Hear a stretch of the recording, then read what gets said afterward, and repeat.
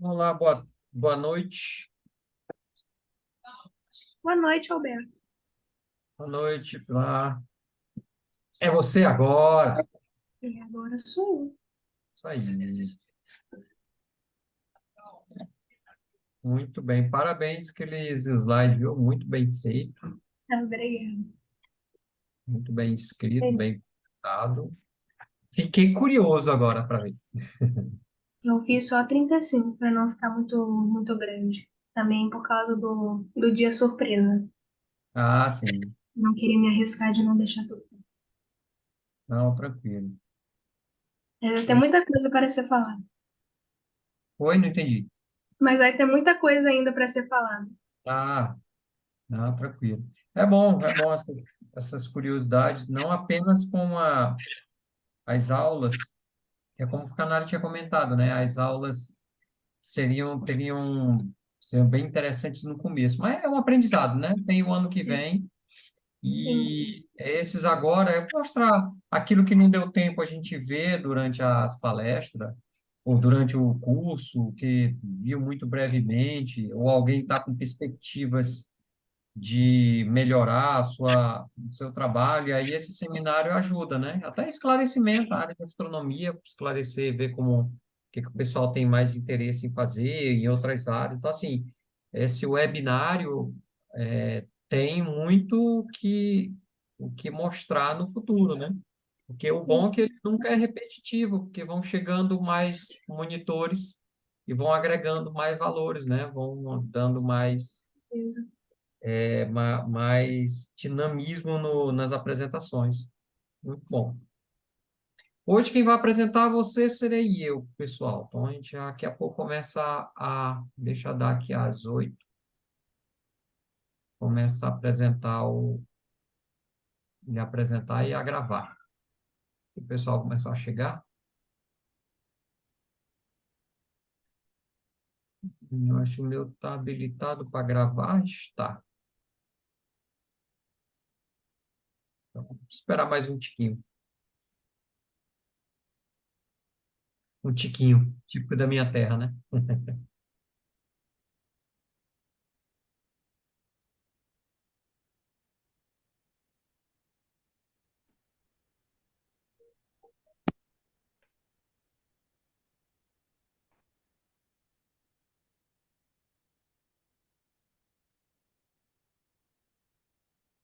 Olá, seu Miguel, Miguel Pirilli. Boa noite, Rafael. Boa noite, Roberto. Noite, Gustavo. O pessoal está chegando. Aos pouquinhos vamos indo.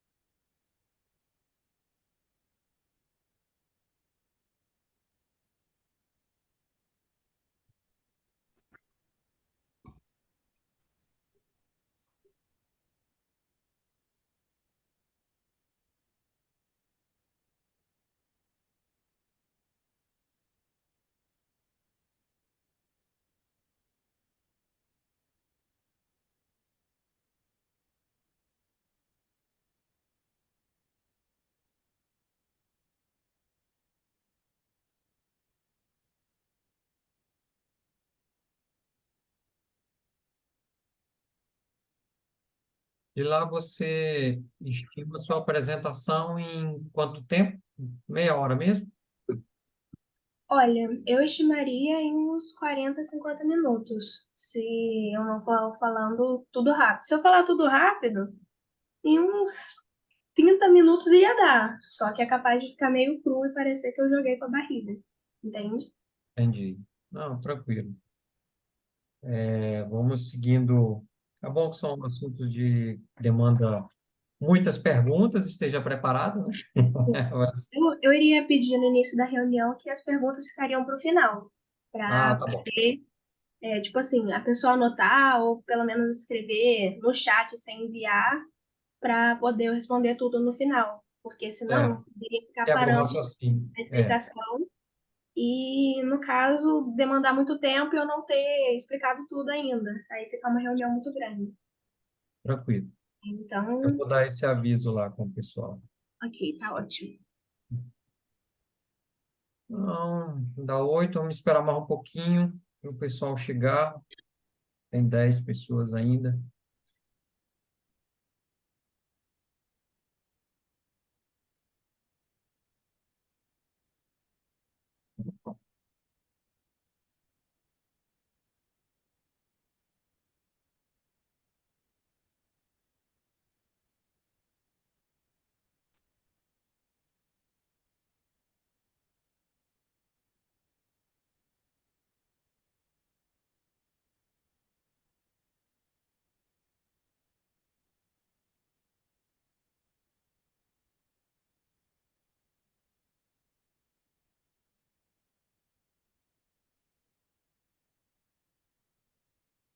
Aí, gostei.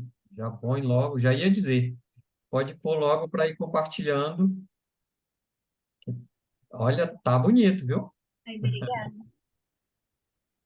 Porque demandou um tempinho. Gastei até Ai, 10 horas para fazer imagem por IA. imagino. Isso aí me lembra quando. Eu posso dizer que eu fui um dos seminários que eu já assisti, eu fui um dos primeiros, eu e um professor lá do INPE, a fazer um seminário mais dinâmico, com vídeos, com animações, tudo. Geralmente, esses seminários tava para o pessoal da área de marketing, essas coisas. O pessoal da área de ciência tinha muito ainda aquela das palavrinhas, dos textos, o cara falava em um texto gigantesco. Meu Porque, por exemplo, na minha experiência pessoal, eu sou o tipo de pessoa que fica olhando para a pessoa e eu não fico lendo PowerPoint.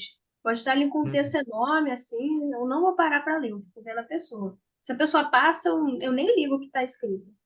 Se a pessoa não Uhum. fala o que está escrito, eu não vou saber o que falou. Eu sou do mesmo jeito, também tenho essa mesma característica. Tanto é que meus seminários quase não tem texto. E justamente eu Uhum. imagino que a pessoa não vai ler, né? No máximo, animação, figura, que aí você explica como é, tal. Aham. Aí eu fico feliz que com o advento aí do Canva, as outras ferramentas têm tornado mais dinâmico e tem Nossa, despertado, inclusive, a curiosidade, a criatividade do pessoal, né? Tem ficado palestra bem bonita, bem feita. aquele feriado. Deixa eu dar boa noite, pessoal, aqui. Boa noite, Ana Luísa, Luiz Felipe, boa noite, Emanuele, Maria Clara, Esther, Miguel Jadei, boa noite, Raíssa, muito bem. Já temos 22. Esperar mais uns 3 minutinhos, tá bom? Sim, tranquilo. Vou só tirar a barra de tarefas aqui. Tá.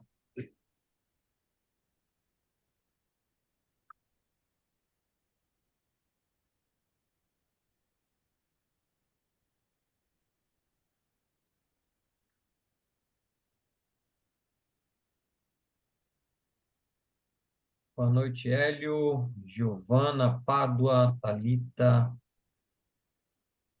Evandro, Opa, Raíssa. spoiler. Não pode.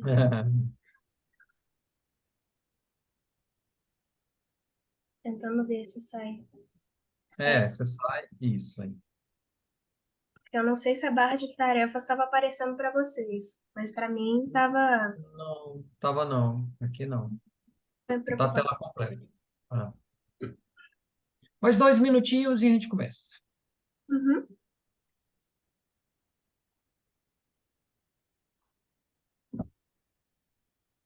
Não do céu. Foi, deu ruim. E travou sua tela. E deve ter caído a internet lá ou descarregou a bateria do computador. Acontece.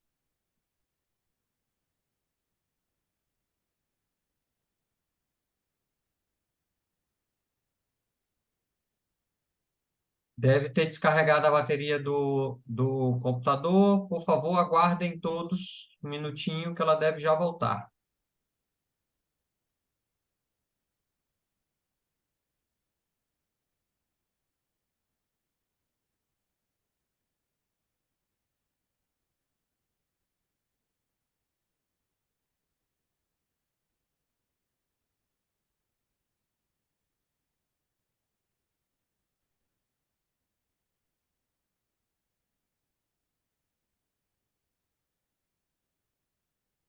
Avisando aos que acabaram de chegar, a Thalita, ou a Pilar acabou de se desconectar aqui, mas creio que foi. Geralmente isso acontece quando a bateria do computador dela descarrega, né? Aí não tem muito o que fazer.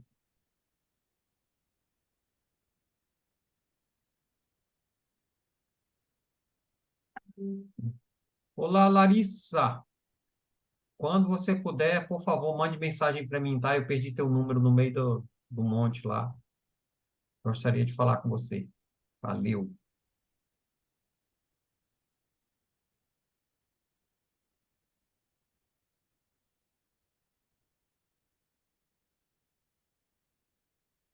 Aí, ela acabou de avisar que o notebook dela reiniciou. Imaginei que fosse algo desse tipo. Tranquilo, ciente.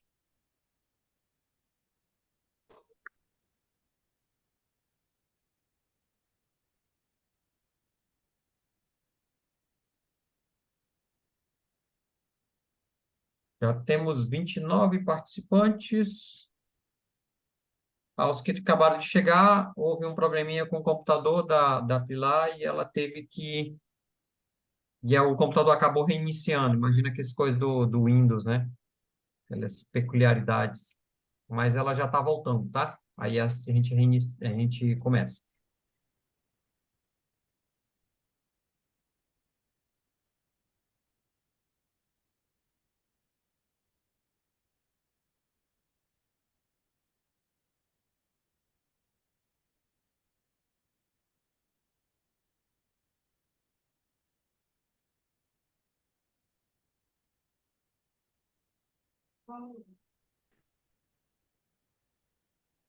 Gente, mil desculpas, vocês não sabem o desespero que me bateu aqui. Fiquei muito É, triste. eu vi a última imagem que ficou sua, você com a mão assim, ó. Eu disse, eita, parece aquelas pessoas que errei na hora de desarmar a bomba. Meu Deus, errei, pô. Foi, mas é Tranquilo. isso mesmo. É porque aparece no meio da tela colocando assim, arraste para desligar, mas eu não posso arrastar, ele só desliga sozinho. Ou seja, é meio que um sinal dizendo que vai desligar e eu não posso fazer nada. Aí eu já fico triste. Não tem nada, não, acontece. Bom, O deixa eu lhe notebook apresentar. queria Já apresentar. pode compartilhar sua tela. Irei. Já temos 32 participantes. Só gente. Uhum. Ok, já vou colocar aqui. Eu já ponho no modo apresentação Show. aqui.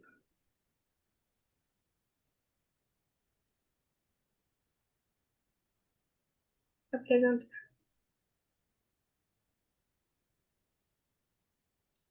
Ok, Ok. gente.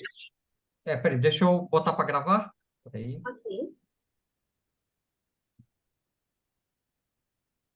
Não sei se o canal já.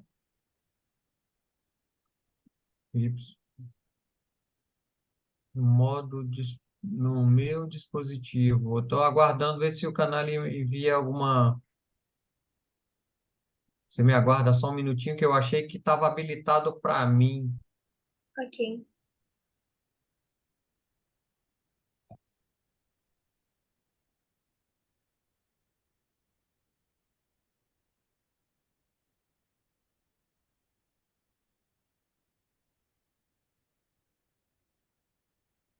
Ah, não, quero que sua apresentação seja gravada. Não, não pode.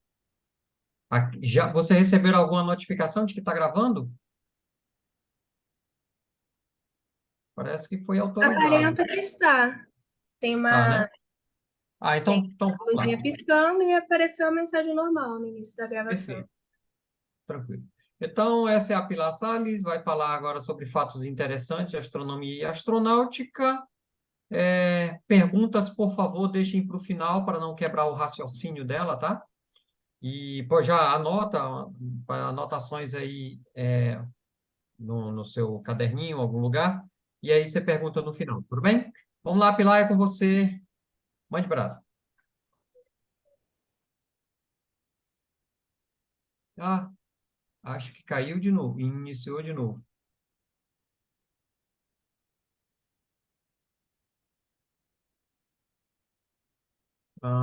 Deve travou na mesma posição, é verdade. Eu não sei se consigo, se eu fechar para a gravação aqui, se eu consigo gravar de novo. O que é que vocês acham? Eu não conheço o Zoom.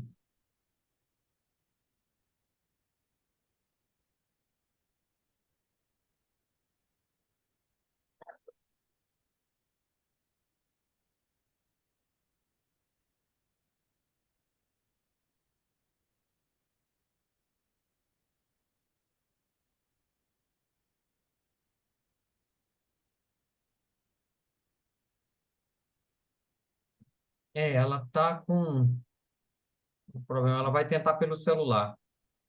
Mas tudo bem. Enquanto isso, é, eu solicito aos monitores que estejam dispostos, né, a responder as perguntas em off que algum aluno queira fazer, especialmente aqueles que falam sobre as vivências, né, o entendimento sobre determinadas profissões, tudo, Gente, perdão que, novamente por e essa tiverem cena. dúvidas. E vocês que queiram fazer perguntas, por favor, façam. Podem fazer para elas, ou se tiver alguma dificuldade ou vergonha, manda mensagem para mim, que aí eu passo para o monitor. Eu estou dizendo aqui, Pilar, que caso algum aluno que tenha interesse em fazer perguntas a posteriori, mais aprofundada, tudo, que queira falar com vocês, que estejam mais disposta, que vocês fiquem atentas, né? E para responder, né? A receptividade para responder o menino. Ou qualquer coisa, me avisa que eu ajudo, tá? Bom, Ok, então vamos lá. tá Pode ótimo. começar. Estou só abrindo o aplicativo porque Hum. eu houve muitos imprevistos e houve muitas tristezas.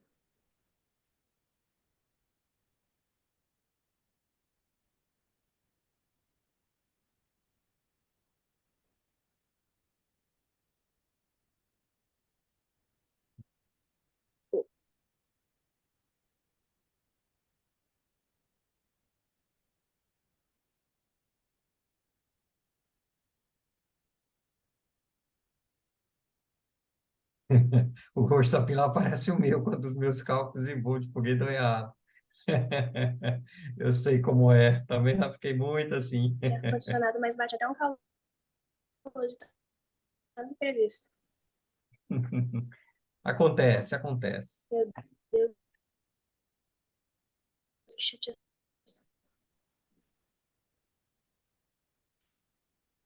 Gente, a todo mundo que está assistindo, eu peço perdões, viu? Pelo atraso, por tudo que Tá está tranquilo. acontecendo aqui.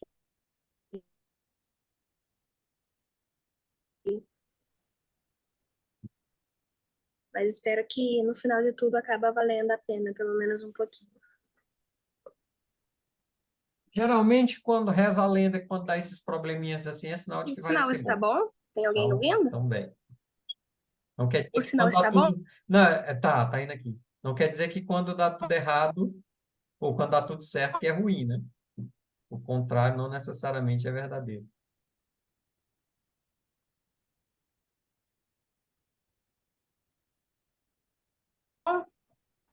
Estão dando para ver e ouvir? Tá travando. Acho que tem que girar a tela. Ok. A câmera aparece? Não, tá tudo Desculpa a travado. Tá pergunta. aparecendo aqui, mas tá travado. Ah, você tá de lado. Eu tô ao contrário, eu não tô? Tá. Tá deitado. Ok. Mas apareceu já a tela Vocês inicial aqui. preferem que seja a tela grande, de eu normal, e a tela um pouquinho menor? Não, tá bom. Acho que assim tá bom. Não sei. O pessoal Tá bom. pode dizer aí, mas aqui tá ok, tá tranquilo. Ok. Eu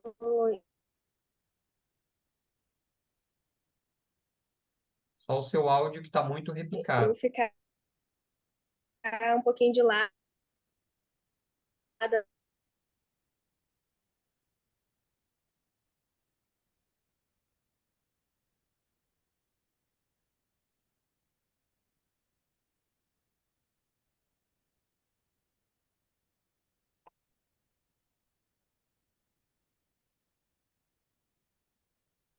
assim, né? Porque,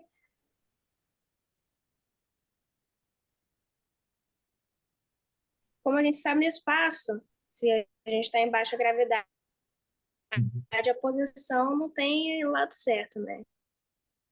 Então a gente É. pode passar essa vergonha para. Ok, eu acho demorado uns 14, quase 15 minutos, só com essa palhaçada de meu computador desligar, tá? Eu estou aqui apresentando para vocês a náutica, que no total vai ser 30 muito em cada um deles, porque tem. Então a gente vai tentar fazer. Vamos começar com o primeiro fato. Que é a própria Terra. No caso, planetas rochosos do sistema solar ainda não era poeira espacial em volta do sistema solar como anéis.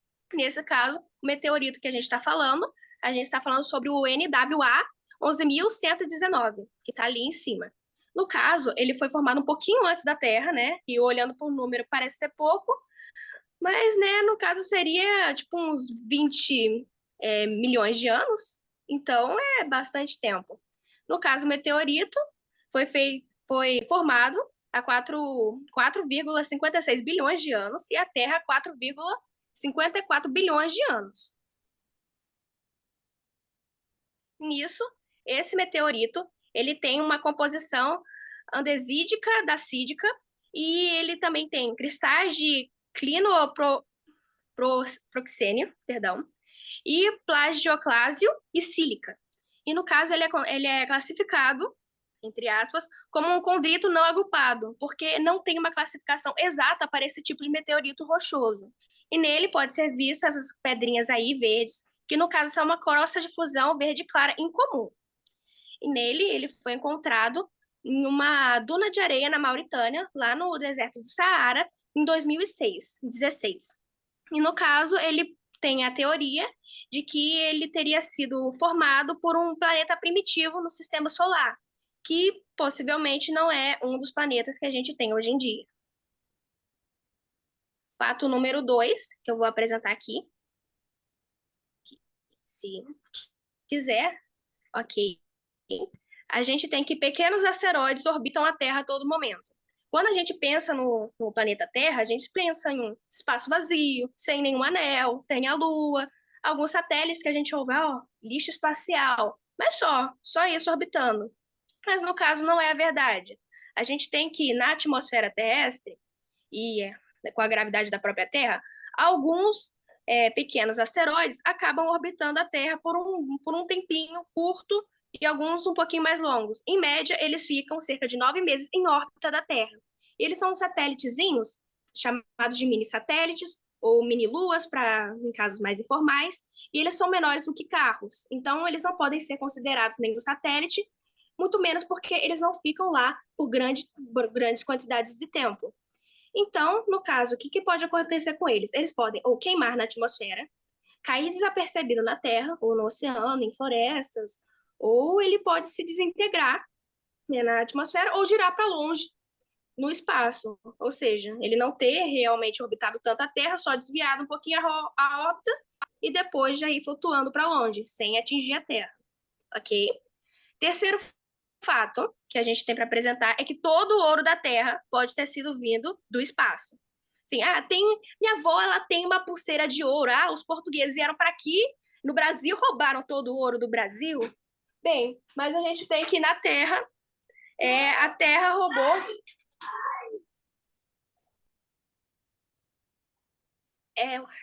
Acontece. Não tô na minha casa. Enfim, a gente tem que, no caso, o ouro da Terra, a gente tem que ele possivelmente não foi formado na Terra.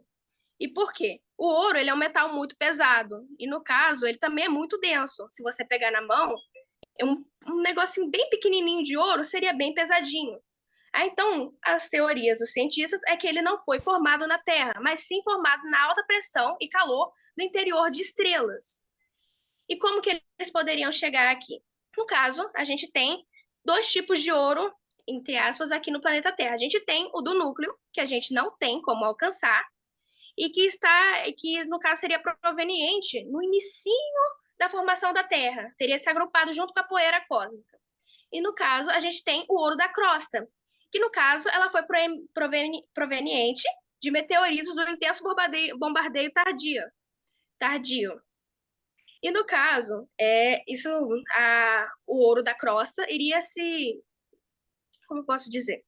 É muito pouco, cerca de menos de 1 bilésimo, se eu não me engano, bilionésimo, de por cento da Terra é formada por ouro. No caso, seria muito pouco, porque a parte da crosta terrestre não foi formada com ouro, com composição química. No caso, foi feito no espaço.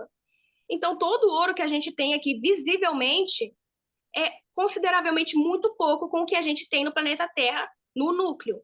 Que, como está aqui, a gente tem que o ouro do núcleo da Terra ele poderia preencher a Terra cerca de 4 metros do chão até o teto todinho, de tanto ouro que tem. Por exemplo, numa parede normal de uma casa não chega a passar de 4 metros. Então, imagine do chão até a parede, do teto da sua casa, todo coberto de ouro, e isso todo o planeta Terra. Ou seja, é muito ouro, mas não podemos alcançar, porque se desse, Portugal já teria pegado uma caravela e teria ido lá dar uma olhada. Mas se ele não fez isso, é porque realmente é impossível. Ok. A gente tem que o fato número 4. Os cientistas vão para o deserto do Atacama para testar equipamentos em Marte. Sim, que no caso a gente tem que o deserto do Atacama é o deserto mais antigo e seco do planeta. Ele está desértico há mais de 20 milhões de anos. E nesse caso, ele também, estranhamente, tem algumas características parecidas com o solo de Marte. Por exemplo, ele é seco, salino, rochoso, tem leitos secos, onde já teve água e secou, e também tem fluxos de lava regularmente, porque lá nas Cordilheiras dos Andes tem alguns vulcões ainda ativos que fazem com que tenha fluxos de lava na região. E por que eles vão lá testar? Eles vão lá porque lá no solo ainda tem micro-organismos. E lá os cientistas pegam ali equipamentos de amostragem e perfuração para poder tentar testar no solo, para ter uma ideia do que eles podem melhorar, aprimorar ou o que está dando errado, de coisas que eles poderiam aprimorar para as tecnologias que eles enviariam para Marte. E algum tipo de rover, por exemplo. E lá, fora isso, a semelhança com Marte, a gente tem que à noite lá não tem interferência de luz. Não muita, obviamente, porque lá é desértico, lá não tem pessoas, não tem civilização. Então lá é um local ideal para a gente ter observatórios astronômicos, pois o céu estaria líquido e seria mais fácil de observar os planetas, sendo mais o problema da turbulência atmosférica, né? Mas já é um grande avanço do que algum tipo de observatório perto de civilizações. Ok? E a gente tem fato número 5. O ponto mais frio do universo fica no próprio planeta Terra. Aí fica assim, não, como assim? Tá, não é exatamente, é na Antártica. Não é. Porque esse ponto mais frio, ele é muito perto do zero absoluto. E o zero absoluto não é 0 graus Celsius, para quem, por algum motivo, acha isso. O zero absoluto, no caso, seria o início da contagem em kelvins, que no caso seria menos 73,15 graus Celsius na conversão. Mas, teoricamente, esse número ele não é possível de ser alcançado, porque isso quebraria a terceira lei da termodinâmica e também o princípio da incerteza de Heisenberg, porque se o átomo ele ficasse tão parado a ponto de ficar parado, não haveria como ter certeza, porque ele estaria parado. Então, isso é uma das coisas que faz com que a gente pense que não é possível a gente chegar ao zero graus absoluto. Perdão, gente, aconteceu tanta coisa que eu tô ainda meio tentando me recompor. Espero que estejam entendendo o que eu tô falando, ou pelo menos se interessando um pouco. No caso, o que a gente consegue chegar é muito, muito perto do 0 graus, mas nunca o 0 graus definitivo. E isso acontece em laboratório, obviamente, onde os cientistas utilizam lasers para retirar o calor de pequenas nuvens de átomos, ok? E outras temperaturas mais frias que a gente conhece no universo atualmente, que a gente pode destacar, é a Lua da Terra. No caso, a gente tem a cratera Hermite, que está menos 247 graus Celsius, ela é bastante fria, mas o sistema que é natural e estável, mais frio conhecido, sem ser em laboratório, no caso, a nebulosa de Bumerangue, de menos 272,15 graus Celsius, ok? No caso, ela é muito próxima de 0 graus Celsius, o com que a gente sabe até hoje em dia, esse daí foi o mais próximo que chegou, ok? A gente tem outro caso, o VAP da NASA é tão alto que cria nuvens de chuva. Sim, o VAP é, no caso, o edifício de montagem de veículos, VAP é uma sigla inglesa, que no caso é sobre esse edifício que ele já monta os edifícios na vertical para poder já serem prontos para lançar. Ele possui cerca de 160 metros e, no caso, ele é tão alto que a sua altura e localização, que é quente e úmida, faz com que ela possa gerar nuvens de chuva em seu interior. Bem, isso daí pode gerar vários problemas, como causar curtos-circuitos, prejudicar a segurança de quem está lá dentro, danificar os equipamentos do foguete, ainda mofar o próprio prédio. Não é legal. E com isso, não precisa se preocupar, lá não fica chovendo. Lá possui sistema de controle climático e sistema de ventilação que impede de ser formadas essas nuvens de chuva e lá fica um ambiente seco propício para poder montar os foguetes para serem lançados, ok? Fato número 7. O melhor designer de foguetes não era mencionado pelo nome. Ele é russo, ok? Era da União Soviética e, bem, se fosse brasileiro, todo mundo aqui já iria suspeitar o porquê dele não poder ser falado pelo nome. Bem, mas como ele é russo, o motivo é outro. O nosso grande cientista, nosso designer, o Sergei Korolev, ele foi um designer-chefe de foguetes e espaçonaves da União Soviética. A sua identidade ela foi mantida em segredo por medo da União Soviética que ele fosse perseguido, sequestrado ou morto pelos inimigos ou aliados dos inimigos. E com isso, teve até o caso de que o comitê do Prêmio Nobel queria consagrá-lo por causa do satélite Sputnik, mas não conseguiram, porque, no caso, não a Rússia, a União Soviética, não queria espalhar o nome dele. Ele, no caso, as únicas consagrações que ele teve que ser medalhas secretas, que ele não podia mostrar para ninguém. Ele também tinha outros empecilhos, ele não poderia sair para o exterior, nem mesmo ser fotografado. Aí você chega, não, Pilar, você tá mentindo, eu tô vendo a foto dele aqui. Aí eu falo, realmente, eu acho que nessa parte eu posso estar equivocada. Mentira, né? Obviamente a pessoa, se ela não tá sabendo que ou ela é o design-chefe, porque é segredo, ou porque é uma missão lá dentro, tem que fotografar alguma coisa, não tem como correr, ok? No caso, o Sergei, ele trabalhou na tecnologia inicial de foguetes, mas o seu colega, o Glushkov, o acusou de traição. Ele ficou preso por 7 anos, mas depois ele foi solto, perdoado, e foi colocado para trabalhar com esse cara, ok? Já começa por aí. Então, eles começaram a projetar mísseis balísticos intercontinentais. E como eu posso dizer, conquistas que é mais reconhecido no mundo todo. A gente tem o primeiro satélite espacial do mundo, o Sputnik, e também o lançamento da espaçonave Vostok 1, responsável pela primeira ida do ser humano para o espaço. Ou seja, é um cara muito bom. E no caso, o nome dele foi só revelado após a sua morte, por conta de complicações de uma cirurgia cardíaca. Fato número 8, a gente tem que a divergência de unidade de medida causou a perda de uma sonda espacial. Em 1999, a Mars Climate Orbiter da NASA, ela completou sua viagem de 9 meses até Marte, só que, em vez de orbitar o planeta, ela acabou entrando na atmosfera e se desintegrou. Aí, por que isso aconteceu? No caso, a gente tem que uma equipe de engenheiros da Lockheed Martin, ela acabou utilizando as medidas imperiais, as inglesas, libra, pé, para poder fazer os cálculos dos comandos de navegação para os propulsores. Só que a NASA, ela usava o sistema métrico. Então, ao juntar esses dois dados e fazer isso se tornar realidade, os dados não estavam corretos. Então, essa diferença de dados, que seriam, no caso, uns verídicos e outros com a outra unidade de medida, fez com que a nossa sonda entrasse dentro da órbita de Marte e, no caso, causasse uma perda dos 125 milhões de dólares investidos nessa exploração, que, no caso, ajudaria a gente a entender melhor o clima de Marte e tudo mais, que acabou sendo, por um descuido, por causa das medidas que não foram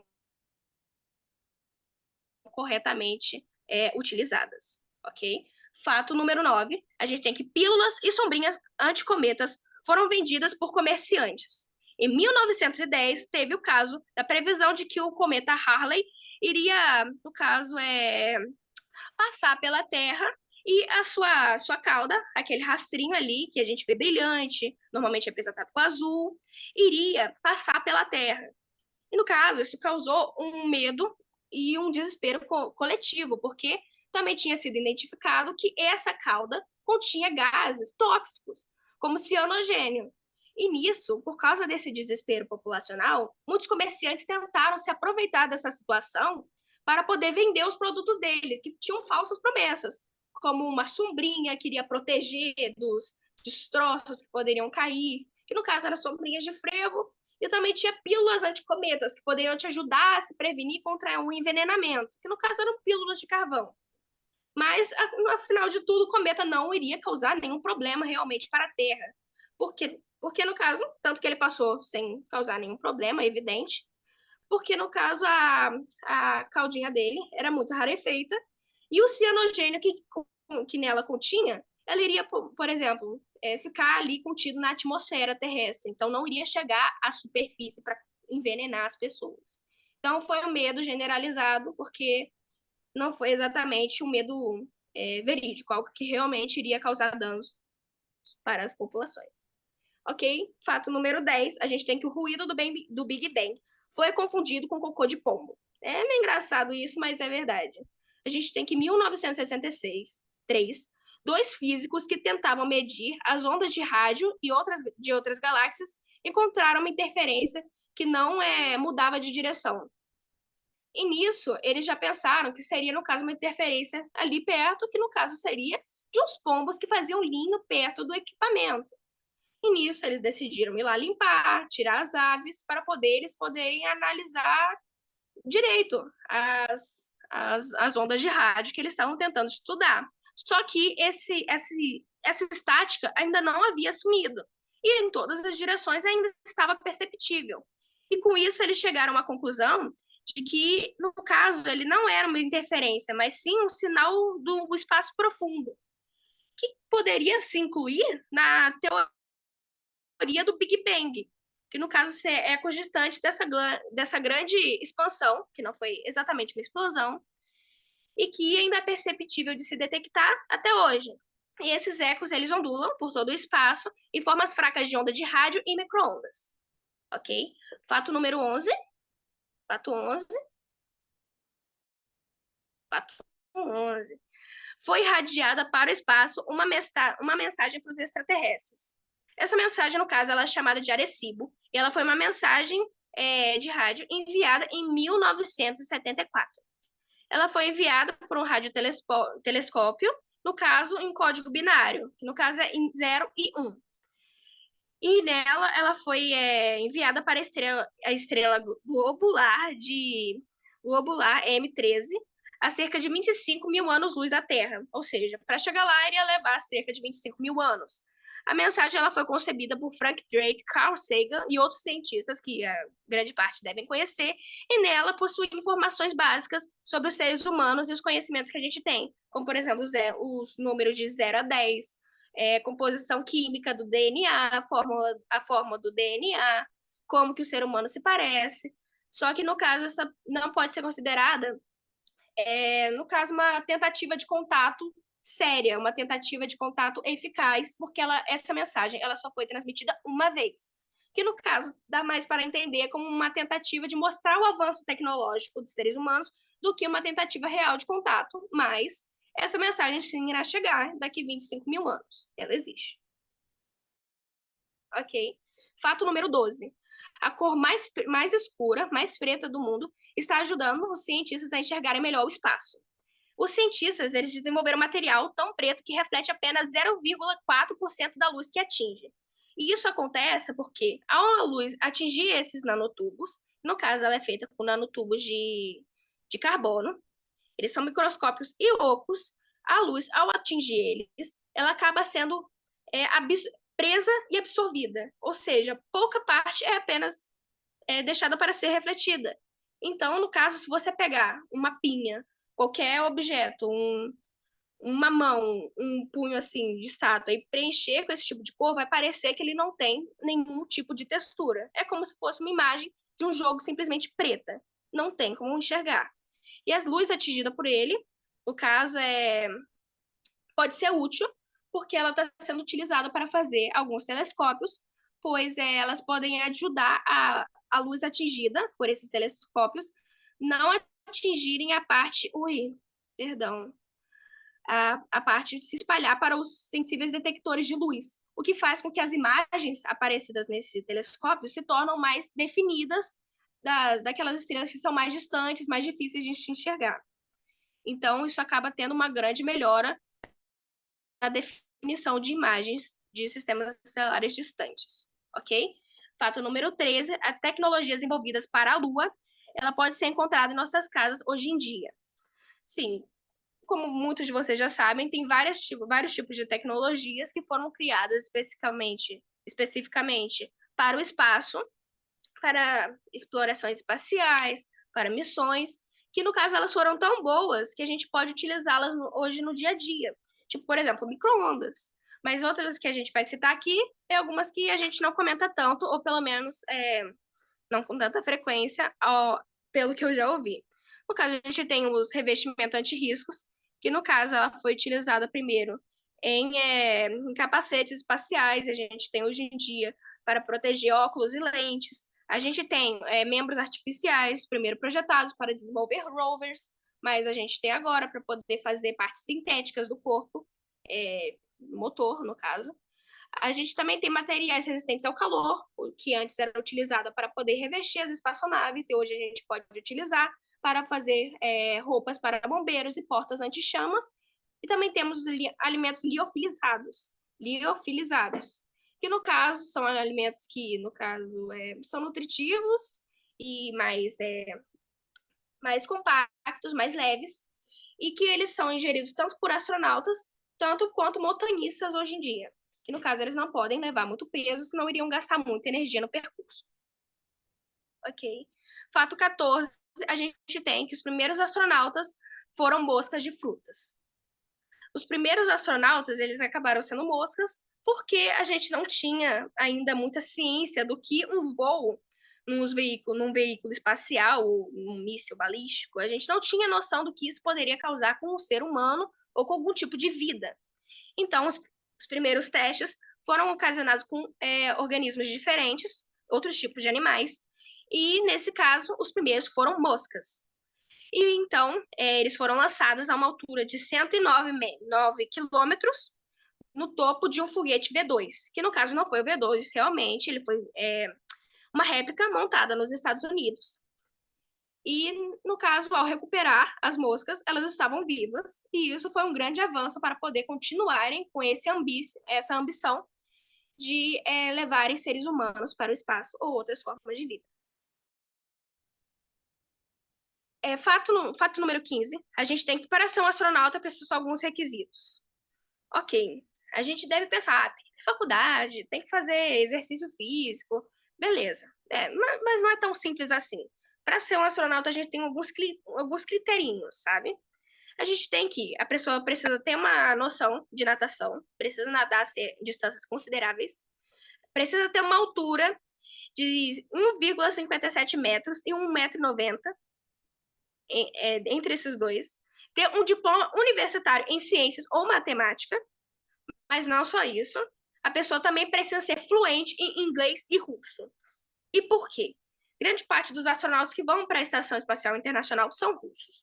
E também que grande parte dos foguetes que levam astronautas são russos. Então, os controles e painéis de comando, eles são escritos em russos. E para quem não sabe, o alfabeto ele é diferente. No caso, não é as mesmas letrinhas, é o alfabeto cirílico. Então, é bem mais difícil de compreender.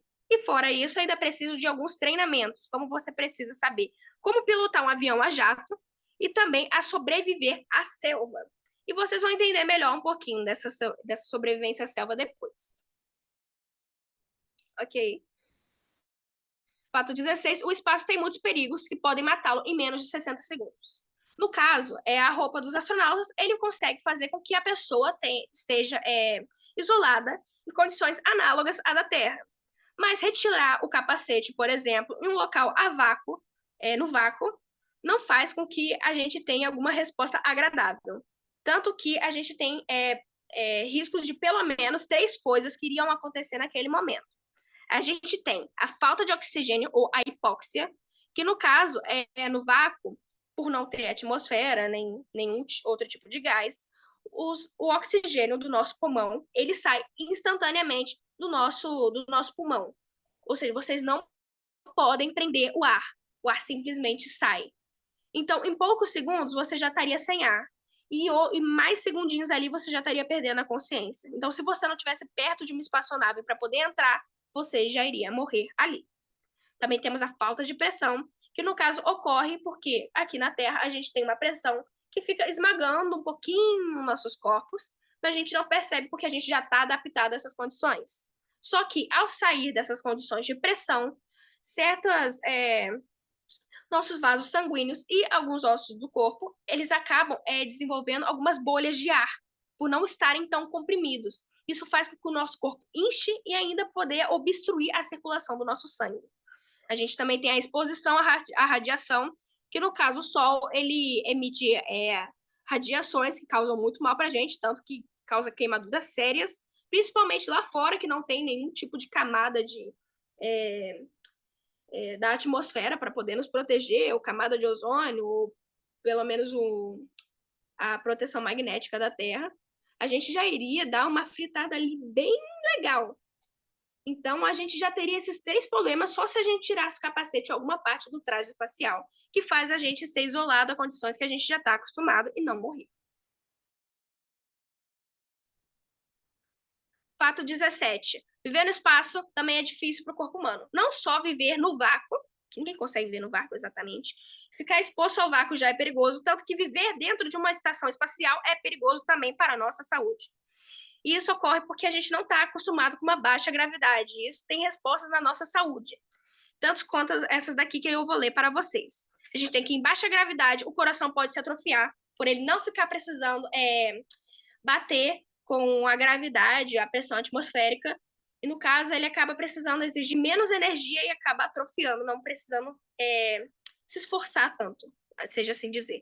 Também temos que o tecido ósseo pode diminuir 1%, de 1 a 2% a cada mês. Ou seja, se a pessoa viveu lá 10 meses, ou já foi ali uns 10% embora.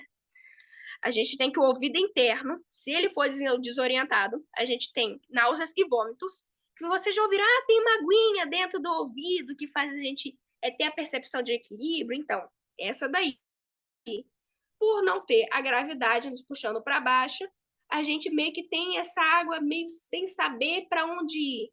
Então, isso faz com que algumas pessoas acabem desenvolvendo enjoo ou realmente ir vomitando muito por causa dessa falta de equilíbrio que o corpo não está conseguindo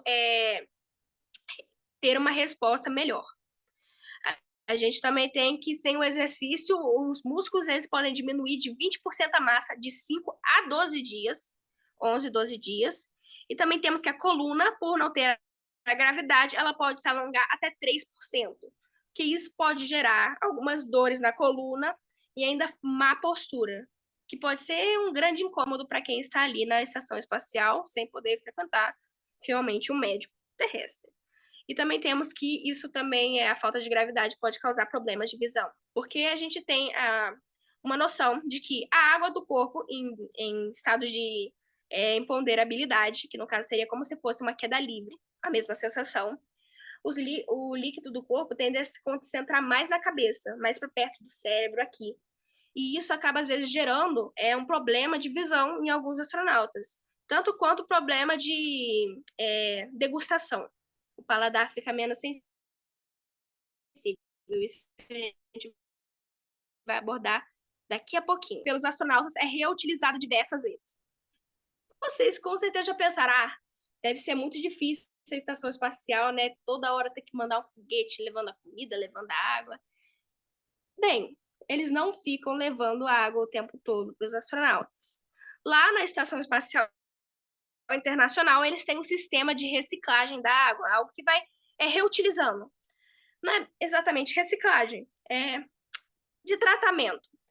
A gente tem que esse sistema de tratamento, ele absorve toda a água da estação, seja dela por ar, que está pela umidade, que é excedida pela respiração, o suor dos astronautas a se exercitarem e também da própria urina dos próprios tripulantes.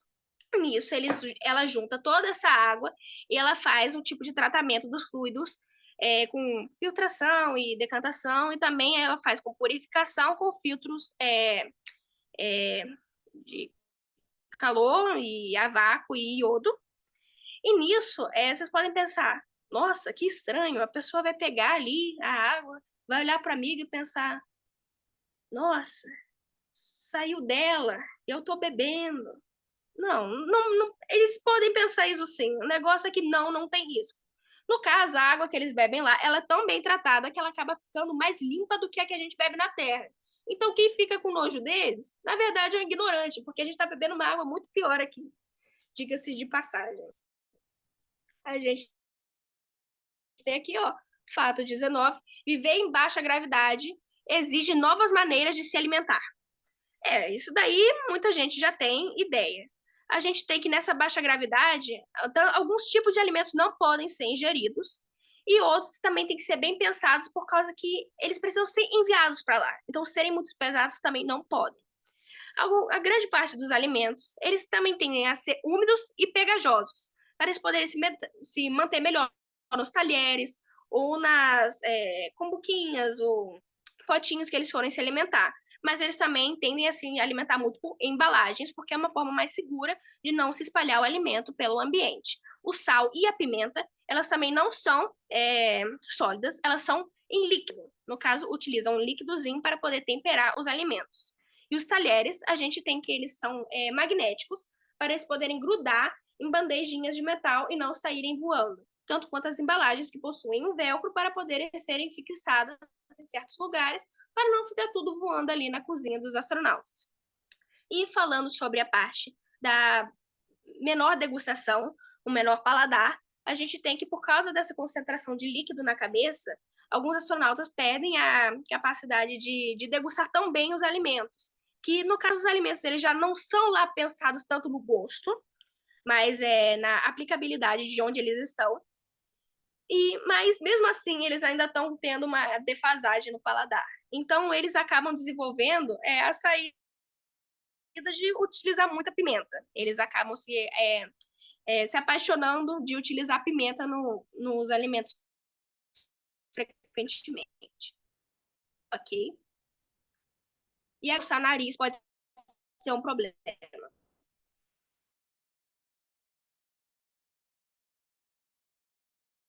Por que eu já estou falando isso como fato? Porque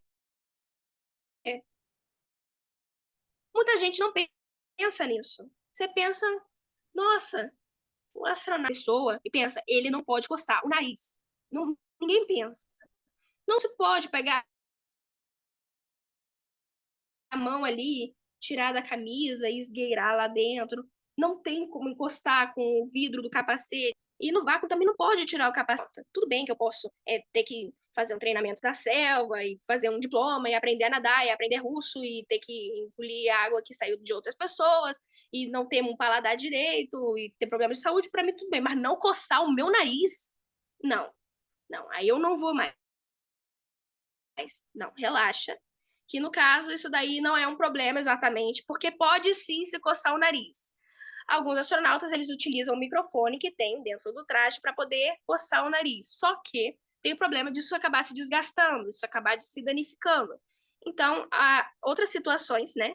Como, por exemplo, essa astronauta que estava utilizando um pedaço de espuma para coçar o nariz. Mas, se não for utilizar espuma nem microfone, alguns casos, alguns trajes possuem um velcrozinho colado no capacete para que o astronauta consiga coçar o nariz. Mas nem sempre eles estão presentes, ok? Mas em alguns trajes eles já foram desenvolvidos. Porque, né, vamos ser cientes nesse aspecto. Se não tivesse como coçar o nariz, os astronautas nem estariam estudando lá, fazendo qualquer tipo de manutenção, qualquer tipo de pesquisa na Lua, eles estariam correndo doidos, desesperados, não seria possível. Porque eu falo de coçar o nariz, certeza que metade já está querendo coçar o nariz ou já está coçando. Já é Pilar, um grande fato aí que eu já estou mencionando. E quem não estava pensando agora está tentando não pensar nisso, ok? é, Oi, sua oi. tela parou de compartilhar a tela. Tá aparecendo só seu rosto. Agora? Isso, mas Agora? foi nesse último slide, nesse último slide aí dos astronautas. Esperei só você terminar seu raciocínio para lhe dar o aviso, mas o pessoal também já está avisando aqui, Calma aí. tá?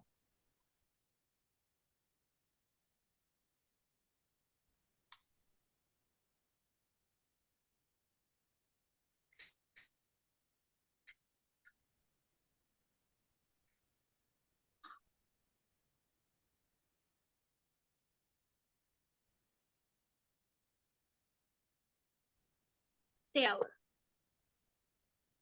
Complicação, Ainda não, gente. continuo vendo Peço mil você. perdões. Tá tranquilo, menina. Você está indo muito bem. Um monte de curiosidade bem interessante.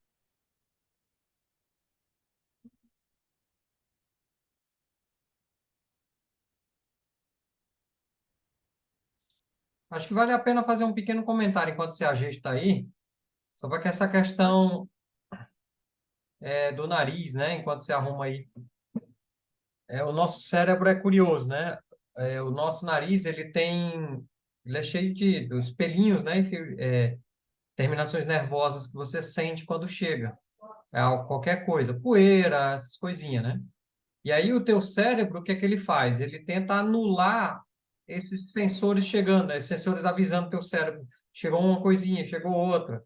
Tá batendo outro, tá batendo outro. Então, quando você está focado em alguma coisa, acaba anulando. Aí, quando alguém fala do nariz coçando, a pessoa lembra dos sensores e vem a memória tudo. Aí a vontade que dá é de coçar. Então, é uma hipnose curiosa, né? Mas é só uma questão do próprio cérebro anulando esse efeito. Isso acontece com som também. Às vezes tem um ruído que você acaba acostumando com o teu cérebro. Bocejar também, é bem interessante. Então, são coisas que acontecem com o corpo, que é um mecanismo de defesa, né?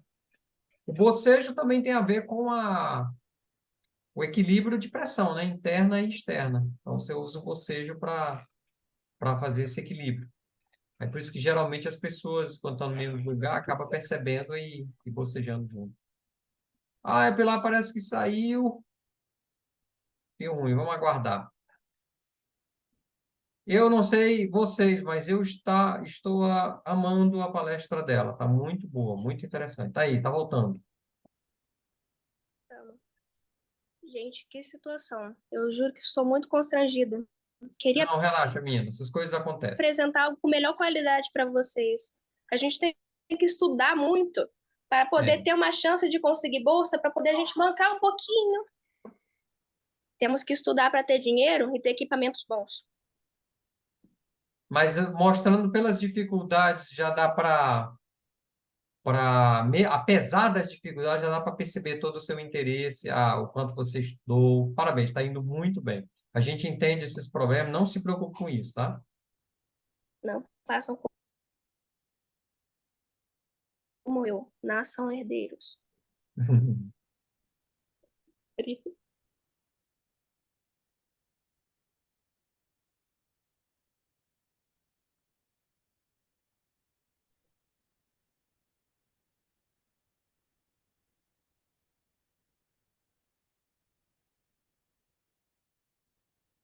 Sinto muito, gente. Não é tentando atrasar a vida de vocês, não. Falando a verdade. Um pouquinho de cada coisa. Falando, não, que o ouro, mãe, o ouro não veio da terra exatamente, ele veio de espaço. Ela vai falar, nossa, parou de gravar de novo. Tá travada aqui sua Mentira, tela no, que a no vida real Canva. é Tá assim. escrito Canva aqui na tela.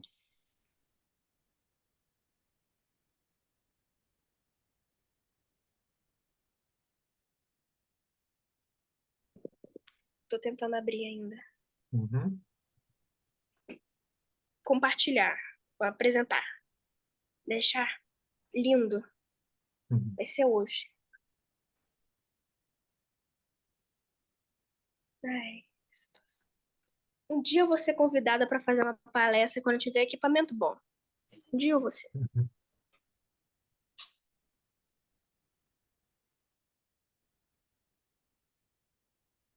Um dia eu sei.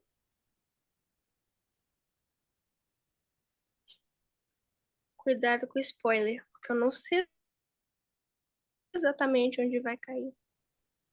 A vida é assim, né? Feita de spoiler. Isso aqui a gente viu. Isso aqui a gente viu. Isso aqui a gente viu. Viu. Ai, meu Deus, todo mundo tá aqui falando, meu Deus, essa menina, ela tá me Tá, impedindo de almoçar. A gente não... tá tranquilo, menina. Tá tranquilo. Ai, que vergonha. Ok. Fato número 21. Os capacetes dos astronautas são revestidos com uma fina camada de ouro. Bem, no caso, o ouro a gente já tinha visto que, nossa, ele não veio daqui, Não, ele é muito denso, Pilar, mas ele também é um metal. não está aparecendo a tela. Só o seu nome, iPhone de Ai, Pilar. não. Ai, não. De novo isso. Compartilhamento de tela foi interrompido inesperadamente. É necessário reiniciar o dispositivo. Não, é não, não, é não. Eles estão mentindo para mim. Eu não vou parar até eu conseguir mostrar meu trabalho.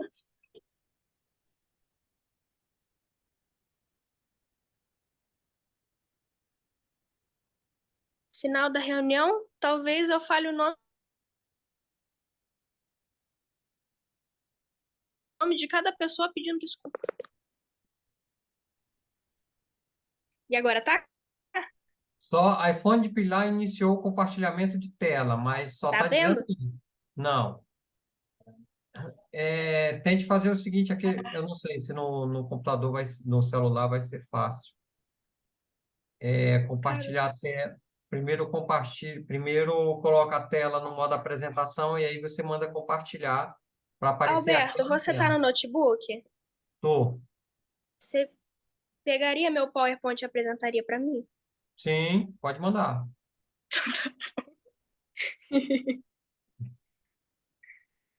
Como é que diz o ditado? Quem não tem cachorro, caça como gato. Não é caça com Ok. gato. O gato caça sozinho. Então, pode Nossa, mandar, que eu te ajudo, sim.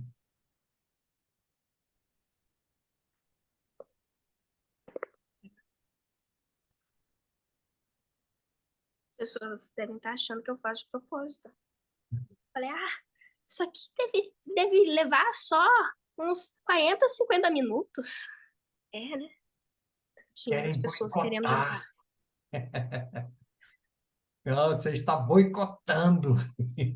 Nem dá pra me ver. Eu tava com a câmera desligada ainda. Você vai me mandar pelo Zap, né? Estou aqui aguardando. Vou, vou sim.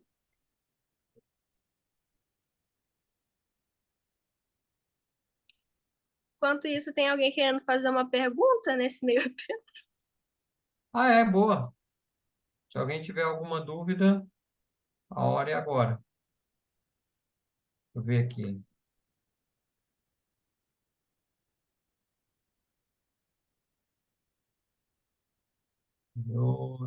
Mais comentários elogiosos, nenhuma pergunta ainda. Como isso é possível? Está tudo dando errado. Uhum.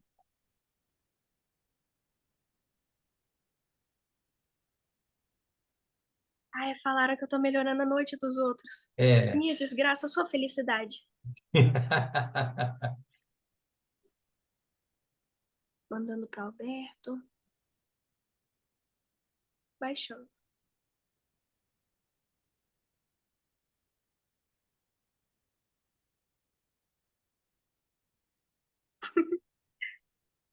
Ai, adoro esse pessoal. Pessoal feliz. Pronto. É só uma letra O, tá, Alberto? Uhum. O nome do arquivo. Tá. Vê se dá pra abrir direitinho. Aí eu vou falar passa, aí você passa pra mim. Uhum.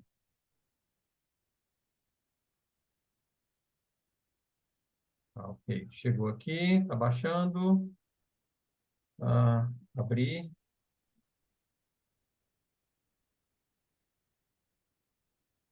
Aqui, abrir. Deixa eu ver. Eu estou visualizando sua tela. Ok. Agora, vamos lá. Compartilhar. Cadê você? Tá aqui. Compa. Oi. Todo mundo visualizando aí? Sim.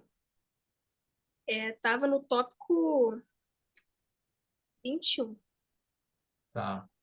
Peraí que a descrição tá bem na frente aqui. Deixa eu botar aqui mais para trás. Opa.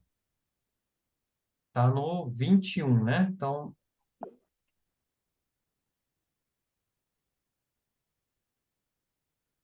10,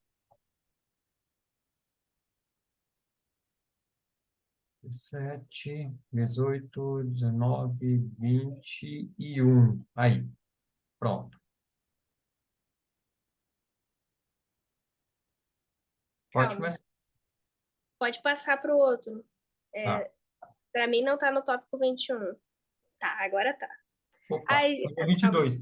É o 22? Não, 21. Não, 21, tá bom. Aí, gente, nada aconteceu. Ok, Uhum. ó, tópico 21. A gente tem que os capacetes dos astronautas são revestidas com uma fina camada de ouro. O ouro, como eu já disse, ele é um metal muito denso, mas ele também é um metal extremamente maleável. Ou seja, a gente pode pegar um pedacinho de ouro como um grão de arroz e a gente martelar, martelar, martelar ele, fazer esse um grãozinho de arroz se transformar em uma folha de ouro quase transparente, porque vai dar para a gente se ver através do ouro, de 1 metro quadrado. Ou seja, um grãozinho de ouro martelado pode ficar até um tamanho de 1 metro quadrado. Ou seja, ele fica bem, bem fino. No caso, uma película de ouro de apenas 0,00005 milímetros pode ser usada como escudo de temperatura nos visores dos capacetes dos astronautas. Ok? A gente tem que o visor dourado, ele reflete os raios infravermelhos, mas deixa passar quantidade suficiente de azul e verde. Isso faz com que os astronautas eles se protejam do calor e acabam conseguindo ainda enxergar. Pode passar, Alberto. Ok. A gente tem 22. A maior parte dos foguetes espaciais queima 3/4 do combustível nos primeiros 3 minutos. A gente tem que, por exemplo, a missão Apollo, que está aí, o foguete Saturno 5, ele pesava 3.000 toneladas, sendo 97% combustível. Ou seja, você pensa, nossa, legal, hein? Só aquela pontinha lá é as pessoas, a gente já sabe disso. Sim, a gente já sabe. Mas no caso, eu estou indo aqui detalhar mais para vocês, desde a decolagem até o fim da fase 3. No caso, a gente tem que ir na decolagem, não ainda gastou nenhum tipo de porcentagem do combustível. Mas na fase 1, a gente tem que 77% do combustível já foi utilizado, ou seja, mais da metade, mais de 3/4 já foi, e isso daí em 162 segundos, ou seja, 2 minutos e tantinho, numa altitude de quase 70 quilômetros. Ou seja, pouquinho ali para passar da troposfera, já teve que gastar tudo, de tanto que a gravidade acaba puxando a gente. E o foguete, consequentemente. A gente tem também, ó, na fase 3, final da fase 2, perdão, o tempo de voo, por exemplo, uns quase 9 minutos, 9 minutos e 9 segundos. A gente tem uma altitude de 175 quilômetros e 94% do combustível foi utilizado. Aí pensa, pera, nem saiu da Terra direito e já está quase 100% utilizado, eles ainda têm que ir na Lua e voltar. Tá bom, né? Vai utilizar esses 6%. Não, porque agora eles já utilizaram mais 4% no fim da fase 3, que já foi 3 horas de voo e está a 334 quilômetros da Terra, de quando já foi para cima. 334 quilômetros para cima de altitude.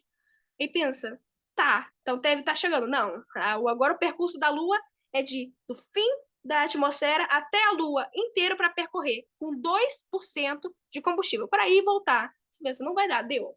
Deu, tá todo mundo salvo, todo mundo que teve essa viagem conseguiu sobreviver, conseguiu fazer essa viagem certinho, e isso daí é mais para poder refletir de como que talvez aqueles planos de elevador espacial, construir um foguete logo lá em cima, pode ser até uma grande economia, porque se já estivesse lá em cima desde o início, não precisava de um foguete tão grande, não precisava gastar tanto dinheiro. Então, no futuro próximo, a gente pode já construir os foguetes lá no espaço, lá, pelo menos em alguma camada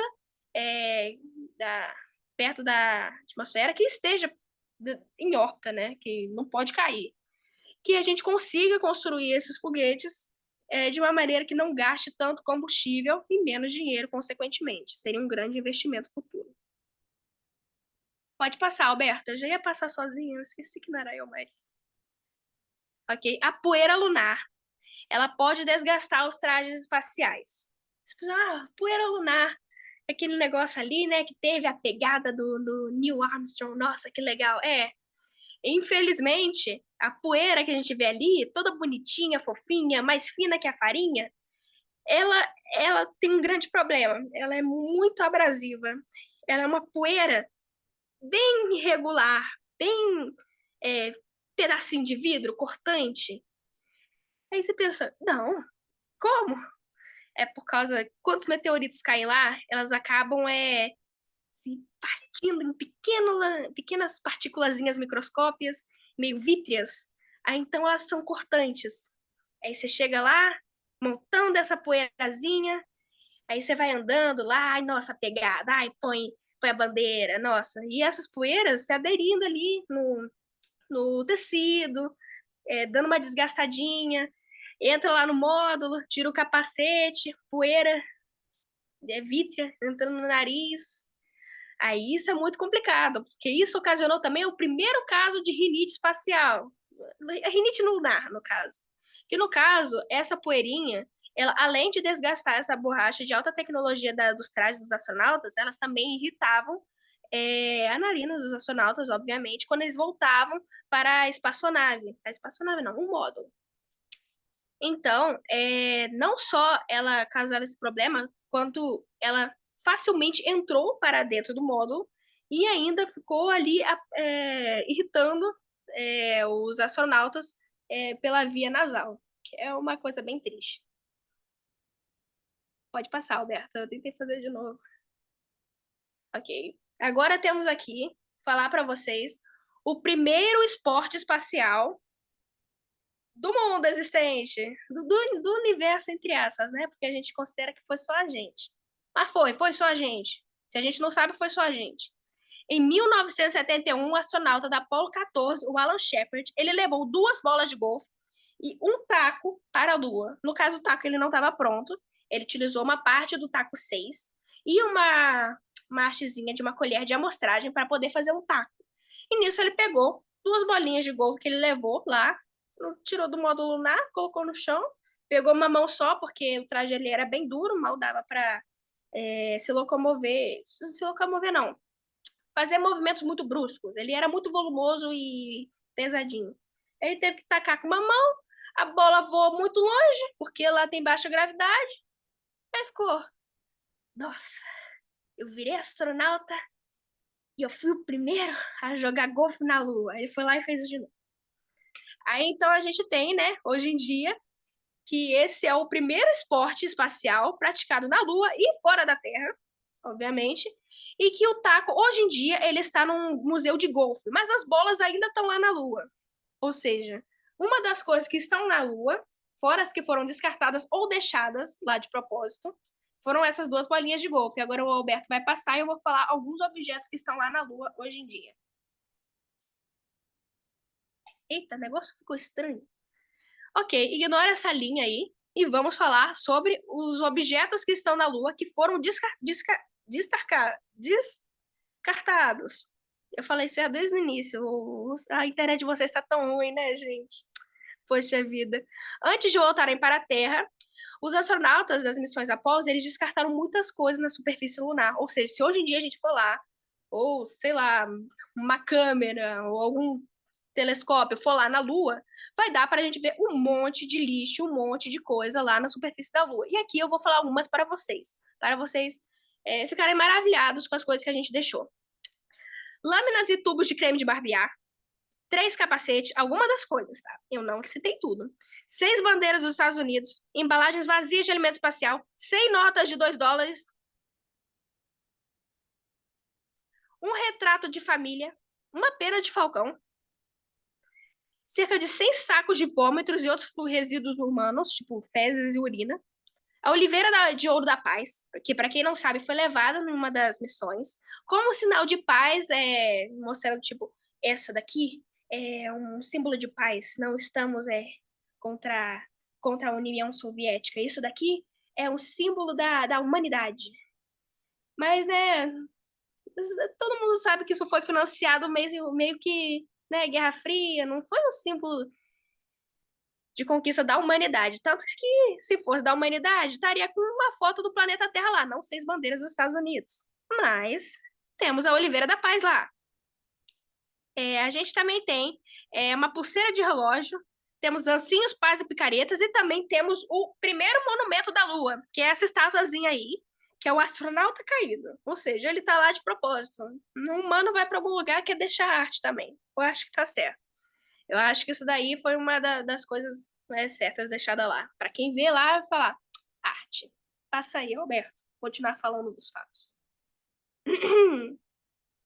Ok. A gente tem que os astronautas da missão Apollo ficaram confinados por causa de medo de ter doenças lunares. Sim, ao retornarem da Lua, em 1979, os astronautas da Apollo ficaram em quarentena por cerca de 3 semanas. Eles foram isolados para não espalharem possíveis doenças lunares. E nisso, eles acabaram até tendo que vestir um traje anti-risco biológico, aí entrarem no trailer, aí ficarem presos lá. Chegou o presidente lá da época dos Estados Unidos, foi lá dar oi para eles tendo que dar oi na portinha, igual a criança quando tá na sala, mas não deu a hora de ir embora. Aí vê a mãe lá passando, tem que fazer assim, porque não pode ser buscada. Mas acontece que, mesmo após tanta contenção, levar eles dentro do trailer até um laboratório, acontece que a gente pode ver que hoje em dia isso pode ter sido um pouquinho em vão. Não só por não existirem doenças lunares, mas sim porque anos depois, o Buzz Aldrin, se não me engano, ele revelou que tinha encontrado um rastro de formigas dentro do trailer. Ou seja, ele não estava exatamente bem isolado. Então, se realmente existia bactérias lunares, elas iriam poder ter saído da contenção, saído da quarentena. Então, eles ficaram 21 dias depois de ter voltado da Terra, da Lua para a Terra, em uma quarentena que não ocasionou de nada, porque não tinha bactérias lunares, e se tivesse, elas poderiam ter saído indo embora. Passa aí, Alberto. Ok. Esse daqui, ó, muita gente vai achar legal a informação e muita gente já sabe, provavelmente. A primeira advertência oficial que a NASA deu para um astronauta foi por causa de um sanduíche de carne, ok? 2 horas após decolar na missão Gemini 3, perdão, em 1965, o astronauta John Young tirou um sanduíche de carne e pão integral do bolso. E ele havia contrabandeado um sanduíche de carne e pão integral para compartilhar com o copiloto dele, o Gus Grissom. Que a gente já tá ligado aí, quem viu Os Eleitos, já teve polêmicas ali da parte dele. Ou seja, não só as polêmicas da parte dele rolaram, quanto também tem essa parte aí do sanduíche, que ele foi cúmplice.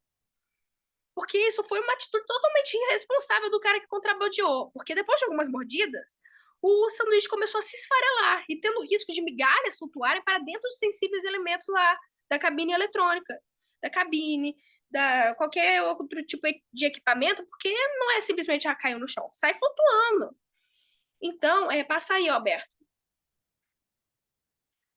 Ao ter esse tipo de situação, o pessoal da NASA, os administradores, eles não ficaram muito contentes com isso. Eles não acharam engraçado. Não ficaram satisfeitos com um contrabando de sanduíche. Não acharam, olha só, não, poderia ter causado um grande problema na missão se danificasse alguma coisa. E com isso, eles acabaram advertindo oficialmente os astronautas do Grissom e o Young. Então, esses dois astronautas, eles foram os primeiros a ter algum tipo de advertência oficial da NASA.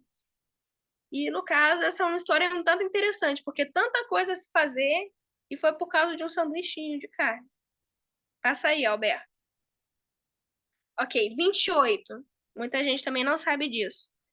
A gente tem que os cosmonautas russos, eles tinham armas para poder lutar contra lobos e ursos. Ou seja, eles voavam lá para, por exemplo, para órbitas ou para um teste de voo, e eles voltavam com esse trajeto todo, eles tinham uma arma do lado, basicamente. No caso, por que isso acontecia? Porque as cápsulas espaciais daquela época, elas tinham, no caso, quando entravam na atmosfera, um paraquedinha. E ela, naquela época, era muito difícil de controlar.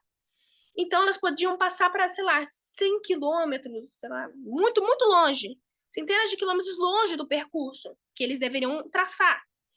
Então, eles acabavam caindo, na Rússia principalmente, em florestas densas, geladas, com neve, sem ter o que fazer, em volta de animais selvagens. Coisas que já aconteceu. E os astronautas tiveram que ficar,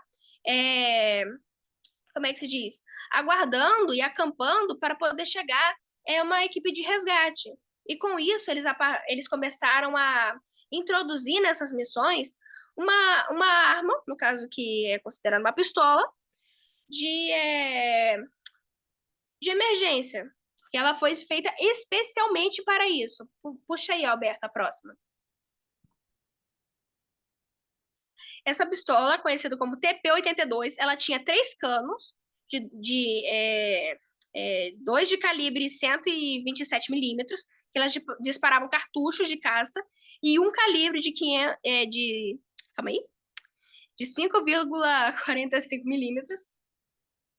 Ai, nossa, é muito difícil ver essa vírgula. Que disparava balas de fuzil. No caso, essa arma, ela também tinha uma coronha descartável que podia ser utilizada como faca ou machado.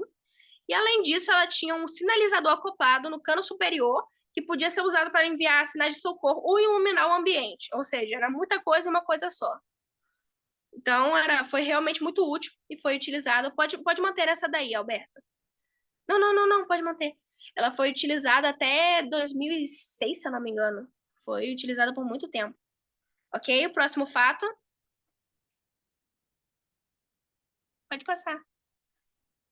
Fato número 29? Não consigo ver. Para economizar a ida a Marte, os astronautas eles teriam que hibernar. A gente tem que uma viagem para Marte, ela demoraria muito tempo. Nesse caso, cerca de 8 meses. Permitir. Ok? No caso, o que poderia acontecer? Tem que levar muita comida, tanto das pessoas que teriam que ficar lá, tanto quanto para a viagem. Então, isso iria demorar muito, iria dá uma demanda de comida, uma demanda de suprimento, uma demanda de coisas para os astronautas se entreterem. Então, para poder lidar tanto com o suprimento de vida essencial para os astronautas, quanto o tédio deles, eles acabaram relacionando com o torpor, que no caso seria uma redução da atividade metabólica, da temperatura corporal e também da consciência da pessoa. Isso faz com que a pessoa ela simplesmente tenha um metabolismo tão lento que pareça que ela está simplesmente hibernando. No caso, é um tipo de hibernação. E no caso, esses astronautas, eles poderiam ter esse torpor induzido e ficar hibernando por alguns dias e depois acordar para poder cuidar das outras pessoas que estavam hibernando. Então, eles poderiam ter ciclos de 14 dias hibernando e 2 dias trabalhando. E isso economizaria muita comida levada para esses tipos de trabalho, esses tipos de missões, e também do tédio, da condição de isolamento, de solidão, que os astronautas teriam que sofrer. Passa aí, Alberto. Fato número 30. Planetas interestelares. Nossa, gente, eu tô falando tão ruim hoje. Eu tô tão triste, eu tô tão envergonhada. Viajam livremente pela nossa galáxia. Estima-se que na Via Láctea existam bilhões de planetas interestelares vagando pela escuridão do espaço sideral. Nisso, a gente tem o quê? Que esses são planetas que eles foram expulsos dos seus sistemas estelares e agora eles estão vagando. Eles não têm mais noite, eles não têm mais estações e, no caso, eles são muito gelados e escuros. Mas, no caso, eles não podem ser considerados como, eles não podem conter vida, não podem conter água gelada, porque água descongelada. Porque, no caso, no interior, o núcleo deles ainda é aquecido. Então, eles podem sim conter água líquida, ok? Então, se no caso fosse existir algum tipo de espécie de vida subaquática, eles poderiam se aglomerar em torno de nuvens de minerais quentes e gás, ok? Passa aí, Alberto. Para avistar planetas interestelares é preciso um momento muito oportuno, porque não é simplesmente ir lá para uma estrela e ver o planeta passar em cima dela, porque não tem estrela. Então, para isso, eles precisam esperar, na verdade, um fenômeno chamado microlente gravitacional, que no caso ocorre quando um planeta ele acaba passando na frente de uma estrela distante. E isso faz com que a luz que ela está emitindo acaba se curvando em volta do planeta. E isso faz esse tipo de anelzinho em volta. E eles podem ser observados, no caso, por telescópios, que no caso eu não tenho muita noção. Talvez o Alberto saiba responder melhor se isso iria causar mais luz e fazer algum problema de visão na gente. Eu não sei. Mas no Não, caso, não muito, não. A magnificação desse efeito é muito pequeno, é bem pequeno. bom, Só é que o próprio Einstein não acreditava que fosse possível esse fenômeno de acontecer, né? Então, olha, muito não se interessante. preocupe, era um efeito bem curtinho. Hoje se acontece por causa da precisão dos telescópios, mas é coisa Uhum. muito recente, ok? Sim, sim, entendo. Também não danificaria nossos olhos, pelo visto. E no caso a gente pode ver, não demora muito para esse fenômeno, mas é um fenômeno muito interessante de se ver. Tanto aqui a gente pode ver esse planetazinho que eu tentei colocar em ordem, mas eu não consegui identificar qual que vinha primeiro. Então ele não é simplesmente, vai e já tá assim. Tem cresce um pouquinho a lente, essa luzinha e volta e depois vai indo embora e fica normal a estrela, porque o planeta já passou como é que se diz? Não tá mais, qual é o nome? Alinhado com a Perpendicular à estrela. luz, eu não sei. É. Oi? Não está mais alinhado com a estrela lá Sim, do sim, futuro. sim. Perfeita palavra. Muito transcendente. Pode passar, por favor. Fato 31. Se você, qualquer um daí, porque principalmente muita gente amadora descobre o cometa, tá? Não é só porque, eu sou jovem, eu não sou formado, porque mais de 4 mil cometas já foram descritos, muitos por astrônomos ou alguns amadores, sabe? Pessoas que ainda estão desenvolvendo sua caminhada para a astronomia ou pela física. Então, no caso, se você descobrir um cometa algum dia, ele vai levar seu nome. Não é, eu não quero. Pô, Aí complica, né? Porque isso não é você que decide. Isso é algo que, no caso, a União Astronômica Internacional teve que gerar esse tipo de nomenclatura. Porque era tantos cometas descobertos a cada ano que eles precisaram fazer esse tipo de nomenclatura que depende de 4 fatores. Primeiro fator, a gente tem a duração da sua órbita. Pode ser uma órbita de mais de 200 anos, uma órbita de menos de 200 anos, uma órbita desconhecida, sendo por C, P e X. Segundo, a gente tem o ano da órbita, ou seja, 2002, 2016, 2023, 2024, 2090, o ano que foi descoberto. E também a gente nomeia a quinzena do ano por uma letra do alfabeto, em ordem alfabética, ou seja, se a gente descobrir na primeira quinzena de janeiro, a gente vai ter como a letra a quarta quinzena do ano. A gente vai ter a letra D. E assim sucessivamente, até a última quinzena do ano. E a quarta é o nome de quem descobriu. E nisso eu coloquei ali embaixo um exemplo de um cometa. O nome de um cometa. Que a gente tem C 2011, W3 e o Lovejoy, se eu não me engano. Nisso, a gente já sabe que C é porque a órbita dele é de mais de 200 anos, foi descoberto em 2011, uma das últimas quinzenas do ano, e também a gente tem quem descobriu, que no caso é o sobrenome do cara, o Lovejoy. Ok? Pode passar aí, Alberto, por favor. Ok, esse daqui, muita gente adora a informação, muita gente adora que a nossa galáxia há uma nuvem, há uma nebulosa com gosto de framboesa. Não. Não, você não foi lá para saber. Como que eles podem saber? Ninguém foi lá para saber. Mas não, gente, não precisa ir lá para saber, ok? A gente tem que perto do núcleo da nossa galáxia, há uma nebulosa chamada Sagitários B2. E ela tem 150 anos-luz de diâmetro, isso é muito grande. Ou seja, para ir de um lado para o outro, iria demorar 150 anos na velocidade da luz.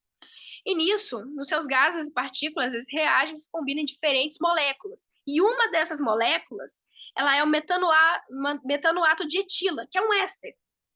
E no caso, para quem entende um pouquinho de química, sabe que um éster, ele é utilizado muitas vezes para dar sabor a alimentos artificiais, tipo sabor de morango. Você pega um chiclete, um picolé de morango, você sabe que aquilo não tem gosto de morango de verdade. Mas você acredita que é de morango porque todo mundo fala. E muitos outros sabores, feitos artificialmente, você pensa, como que isso é feito? Não é feito de morango de verdade. Não é feito de sei lá o quê. É feito com ésteres. É feito com essas moléculas. E uma dessas moléculas que é feita, uma dessas coisas para doce, coisas para, às vezes, uma barrinha de cereal, que não tem um gosto de verdade. Nisso, tem o metanoato de etila, que é o gosto que é dado para as coisas com gosto de framboesa. Então, se você fosse lá e experimentasse um pouco, porque isso daí está em toda a nebulosa. Então, se você experimentasse um pouco, você ia sentir o gosto da framboesa artificial. Porque é esse tipo de molécula que a gente usa aqui na Terra para fazer esse gosto. Mas o problema não é nem exatamente a gente ir para lá, porque é longe. Mas sim porque você não iria poder provar sem morrer. Porque, infelizmente, lá também tem uma substância letal, que é o cianeto de propila. Ou seja, mesmo se a gente conseguisse ir para lá, você não ia poder saborear uma nuvem uma nuvem espacial com gosto de framboesa, porque, no caso, você iria morrer. Então, no caso, é uma informação que eu gosto muito, eu acho muito interessante. Alberto, pode passar, por favor? Esse aqui vai passar numa parte mais que são os astrônomos, astrofísicos e físicos que gostam de comentar mais. Aqui a gente tem como a parte 33, que grande parte do universo é feita de algo quase impossível de se detectar. No caso, diversos cientistas eles concordam que o universo é composto por 3 coisas. A gente tem a matéria atômica, que no caso é eu, é você, é a estrela, é a Terra. Ou seja, tudo que está aqui em volta já é átomo. E tudo que está no nosso sistema solar que a gente pode contar ali é átomo também. Mas a parte atômica, a matéria atômica é apenas 5% do universo. Aí, então a gente já começa, ué. Aí então a gente tem como a próxima coisa que é feita no universo, matéria escura. cerca de 27% do universo, uma matéria quase indetectável, que no caso a gente teoriza que é ela que auxilia na estrutura das galáxias, para manter elas ainda juntinhas e não fazer os planetas e estrelas que estão na sua borda simplesmente ir embora. E a gente tem a energia escura, que no caso é cerca de 68% do universo, ou seja, quase 70%. E ainda um enigma, mas o que a gente tem como ideia é que ela ocupa espaço vazio e impulsiona a expansão acelerada do universo. No caso, aquela que a gente teoriza ter ocorrido inicialmente pelo Big Bang. Pode passar, Alberto. Ok, uma substância invisível mantém as galáxias perto uma das outras, que foi que eu falei, a matéria escura. A gente tem que as estrelas elas são mantidas no lugar por uma força, que no caso seria a gravidade, mas a gente pensa que só um pouco dessa força vem próprias dessas estrelas. No caso, os cientistas eles acreditam que grande parte dessa substância invisível seja a matéria escura, seja o que ainda mantenha elas no lugar, porque parece que só a gravidade não é possível fazer com que, por exemplo, galáxias existem. Não só o núcleo da galáxia puxando, seria possível fazer ela ter aquele tipo de estrutura. Então, mesmo ela sendo invisível, a matéria escura, a gente tem que ela pode ser, por exemplo, em formato de rede, que é isso que, como é que se diz? Alguns cientistas especulam, e que ela consiga fazer meio que um molde, uma estrutura para essas galáxias, para o nosso espaço em geral. E ela é chamada de escura, pois ao contrário das estrelas, ela não emite luz, e também ao contrário dos planetas e satélites, ela não reflete a luz. E então, no caso, a gente consta que, pelos cálculos, para existir galáxias, deveria existir 4 vezes mais dessa matéria escura do que qualquer outra substância. Que no caso está certo, porque se teoricamente for 5% matéria atômica e 27% matéria escura, está dentro dos cálculos. Alberto, quer fazer um comentário? Tá ótimo, então. Ok, 34. Oh, calma Não, aí. só dizer a coisa rápida. Essa estrutura óssea, parece uma estrutura óssea, né? É que a Uhum, matéria escura, a gente sabe dessas coisas por simulação, né? A matéria escura, ela se sim, aglutina e a matéria que a gente vê fica no meio dessa matéria escura. Se chama de sim. poço de potencial. Então, isso, a gente só sabe que ela interage gravitacionalmente. Existe um efeito chamado de lente gravitacional, aquele mesmo microlente que você mostrou lá, isso também a gente Sim. vê com galáxias que estão no fundo. E essas galáxias que estão no fundo, elas são lenteadas, ou seja, a imagem dela é deformada. E aí, pela Hum, deformação, a gente sabe qual é a matéria escura que tem envolvida nessa região. É bem interessante. É só isso. bem interessante mesmo. Ok? Agora, por último, para vocês, a gente tem que no futuro o tempo pode parar e o universo se tornaria imutável. Aí você fala, como assim? Ele vai? Bom, a gente não sabe, porque essa é uma das teorias de como o universo poderia acabar, conhecida também como ou morte térmica do universo, ou como Big Freeze, ok? E nessa teoria, ela prevê que o universo ele se expandiria para sempre. E no caso, ele se expandindo para sempre em alta velocidade, no caso, toda a energia ela iria se distribuir uniformemente pelo espaço. No caso, esse estado não haverá mais diferença de temperatura, ou pressão, ou densidade, ou nenhuma forma de vida ou movimento poderia existir. Ou seja, seria como se tudo parasse, o tempo parasse, não iria mais ter troca de temperatura, não iria mais ter troca de nada, tudo ficaria estável. E essa teoria ela se baseia na segunda lei da termodinâmica, que diz que a entropia de um sistema isolado tende a aumentar. E no caso do universo, um sistema isolado, que é um sistema isolado, a sua entropia máxima seria, no caso, a morte térmica, que é o nome da nossa teoria que a gente fala no Brasil, por exemplo. Não Big Freeze frequentemente, pelo menos eu não estou acostumada com esse nome. E no caso, eu teria feito um fade out, e no caso, ao passar a tela, passa aí, Alberto. Ia ter esse efeito assim de passar devagarzinho, ficar preto, vocês falarem, uau! Mas não teve, porque eu não estou apresentando. Então vocês vão fingir que teve, vão falar, ficou legal. Aí vai passar Aí eu vou estar. Nossa, a Mariana entendeu. Aí então agora eu falo muito obrigada. Eu agora apresentei 35 fatos de astronomia astronáutica para vocês. Eu espero que vocês estejam bem edificados agora. E no caso, o que eu fiz aqui, eu peguei em livro, tá? Aí você pega, nossa, um livro de 500 páginas. Coisa linda! Ela estudou muito. Aí vocês vão pesquisar os livros, aí vocês vão rir, tá? Eu amo esses livros. Eles são livros ilustrados, são livros para criança. Eu amo esses livros. Aqui, ó, e eu tô colocando para vocês. Eles são cerca de R$ 60 na internet, se eu não me engano. Aí eu peguei 3 dos que eu tenho.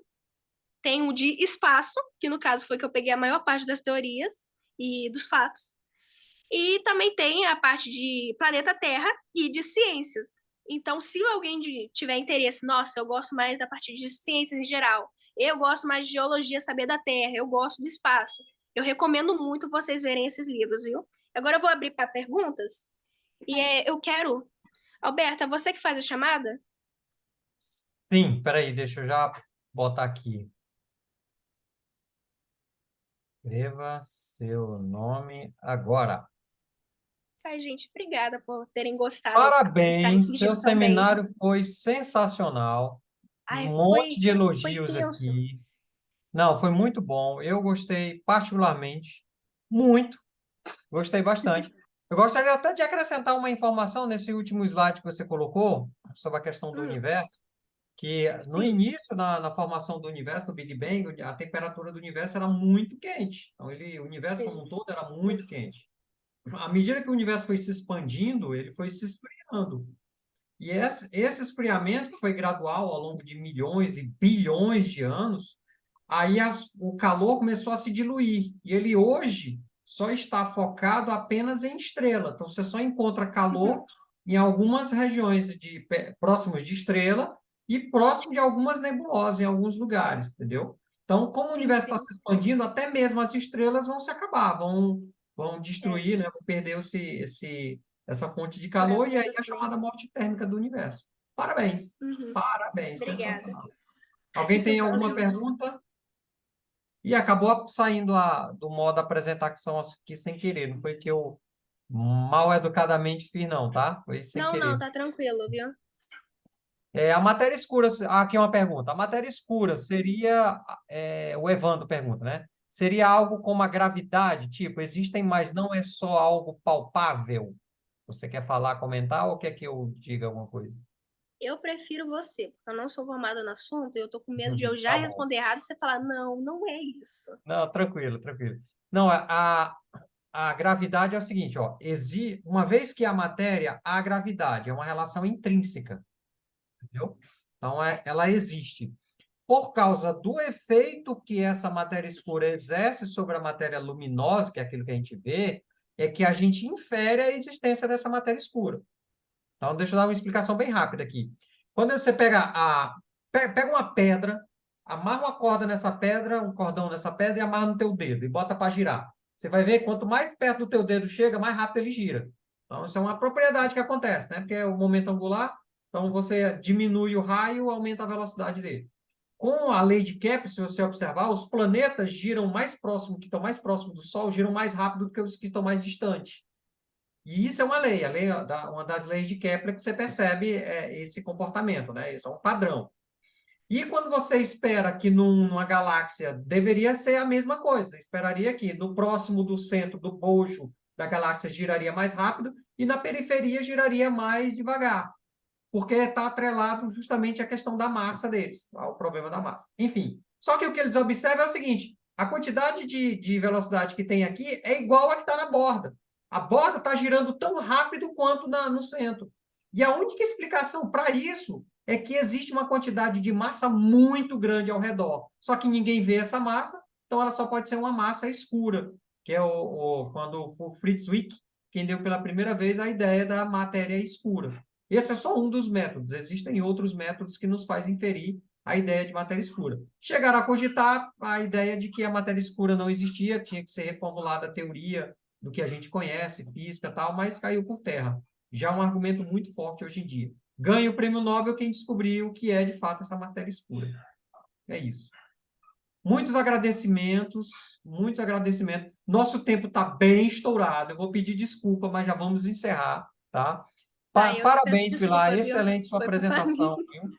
Muito, muito bom. Eu agradeço a Bom mesmo. todo mundo aqui. Eu fiquei tentando curtir o comentário